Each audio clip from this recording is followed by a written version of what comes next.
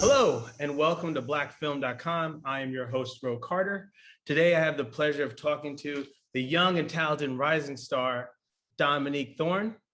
You may have seen her in If Bill She Could Talk, Judas and the Black Messiah, and most recently, she joined the MCU team where she played Riri, the super genius, in the sequel to Wakanda Forever. Now she's teaming up with the Powerpuff Pals, collaborating with them, the Children's Healthcare of Atlanta, and Puff's Tissues. So, Dominique, how are you? I'm good. I'm doing well. How about yourself? I'm amazing. So you're having an amazing career. Please tell me how this collaboration came about with you and the Children's Healthcare of Atlanta. Well, I think there's an appreciation I got to give to my team for being down to stay open to new opportunities and also to kind of seek them out and to make sure that that part of our work is never sort of left untouched. Because it's only through listening out for that they were able to really track this offer from Puffs and their Power Pals initiative to get together with the Children's Healthcare of Atlanta and spend some time with these kids who are themselves in battle on the everyday in very, very real ways. Their Power Pals program brought smiles to them through the form of affirmation, I feel like, showing them in like cartoon form a big blowout version of themselves Oh, wow. in the superhero gear, the cape, the mask, the costume, lifting heavy objects and their superhero comic book title cover on front. They definitely got to see themselves as the true mainstream version of the heroes that we already know them to be. And so, of course, with me getting the opportunity to showcase a superhero in Riri Williams, it felt like definitely an avenue of alignment there, and to be a mirror and just reflect that strength, whatever strength or joy or power they might associate with Ironheart, right back onto those kids. Nice.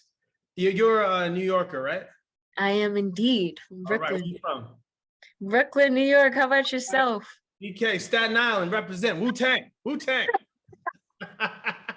Yeah, Wu-Tang. Ro, I wish I could see you. You can't see, I thought I had it. You could see me. Sorry. I'm so sorry about It's that. okay. I'm like, now I gotta see the Staten Island gang. He said Wu-Tang represent. Yes, New York is in the house. So your career is starting amazing for most young actors. How did it feel when you're with the kids? You know, did they recognize you right away, or were they like, oh, you know, I haven't seen it yet, or you know, I just know that you're somebody, and thank you for being here? Honestly, I don't know. I genuinely cannot tell. There were for sure Marvel fans in the building. There were for sure some folks in there that may have mentioned that Ironheart is their favorite hero. So Oh, we'll okay. do with that what we will. But uh, I think for the most part, it was kids meeting someone new, and they took some time to warm up for sure. But by the end of the day, and it was a range of kids from 5, but I actually remember the youngest kid in the room was 2, um, and like all the way up to 13, and I think even 17. So a range of ages and experiences and situations, obviously bringing them to the room, but ultimately, I think that they all kind of saw the opportunity in this to sort of like let their guard down maybe a little bit, and by the end of it we definitely had a full superhero pose display of folks showcasing their best poses. I learned some new poses myself. There was What what new I poses did you learn? oh man, I don't even know how I would describe it. There was this one, my favorite is probably like a cross between like Scarlet this probably a cross between Black Widow and like Spider-Man, like a little down arm, leg extension action, but also still back straight, maintain your core, you know, real powerful. And what I consider, and I know will probably be, keep your ear out to the streets for the legendary tickle battle that went down there in that Oh, wow. hospital. Yeah, it was serious, it was real, but you know, we survived as heroes do. I think by the end of it, everybody had some fun. Everybody had a good day. So how does it feel now to be recognized as a superhero? Oh man. Own that yet? Are you still letting it, is it still soaking in, you know, a little bit, or are you? No, it's definitely a mixed bag for sure. I think ultimately, in the moments when I do think about it or when I do consider it, it does feel like a heartwarming thing, because so much about even accepting this role for me was about like the opportunity or the potential that existed, in affecting young Black girls in particular, by seeing a character like this. But of course, more broadly, just the impact that seeing somebody go through the things that Riri Williams, here you are, hey. Here you go. I had, sorry, Yes, never to it's get it. okay. Woo! uh Right. I felt the vibes nonetheless. But yeah, going through the things that to portray someone who's going through the things that Riri Williams has gone through herself, it's like very difficult to deny the the like bare bones human truth that existed in her story.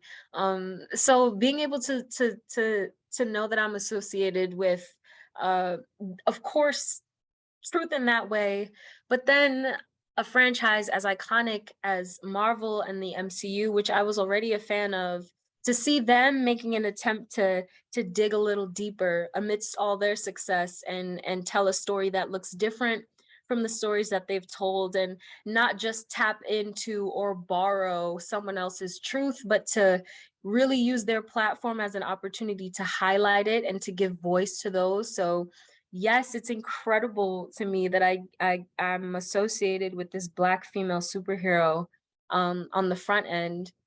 And it's also equally as empowering and comforting to know that on the back end, this is a story that is written by Black women, that this is a story that is directed by Black women, that this is a story that is executive produced by Black women. So to know that Marvel is really doing their due diligence and their homework and taking their time, with doing this right, it feels like alignment, and it feels like something I can be proud of all the way around.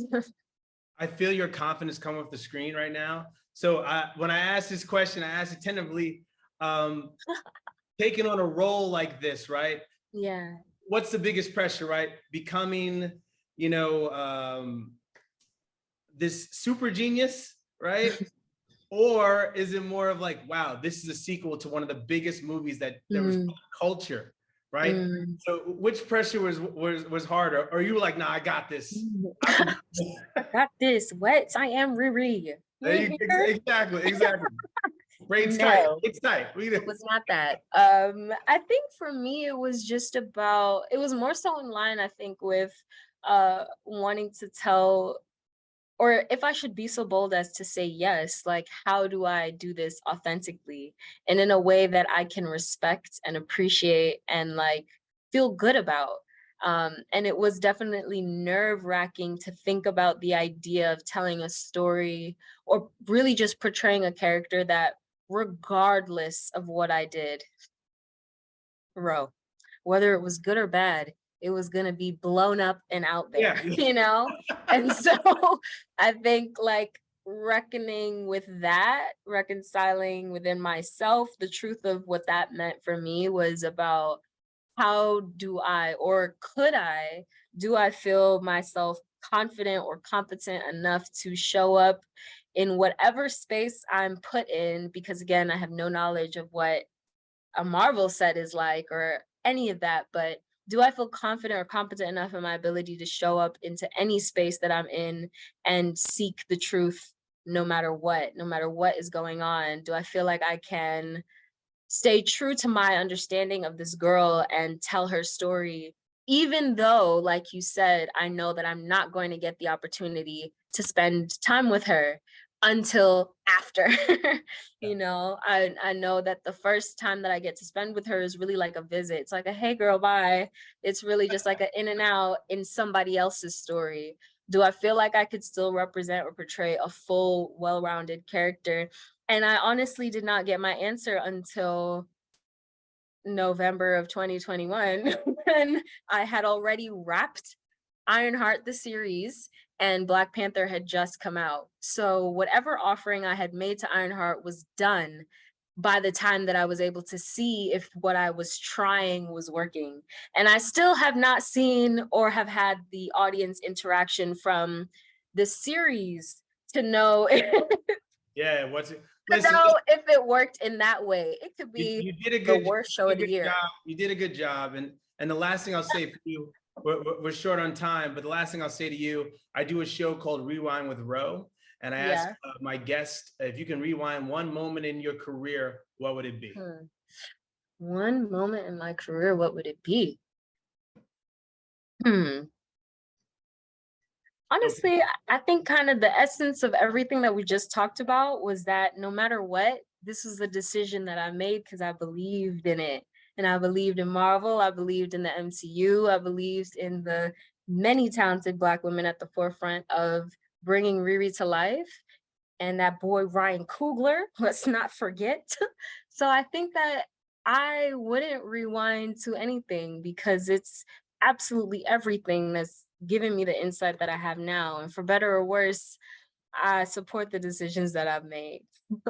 Awesome, awesome. Thank you Yeah. so much for your time today. This is Dominique Thorne. Oh, we're gonna see her everywhere. She's here, she's blowing up, blowing up. And please check out her collaboration with Puff's Power Pals and Children's Healthcare of Atlanta. Thank you so much for your time today. I appreciate it. Thank you. You take care. Bye-bye.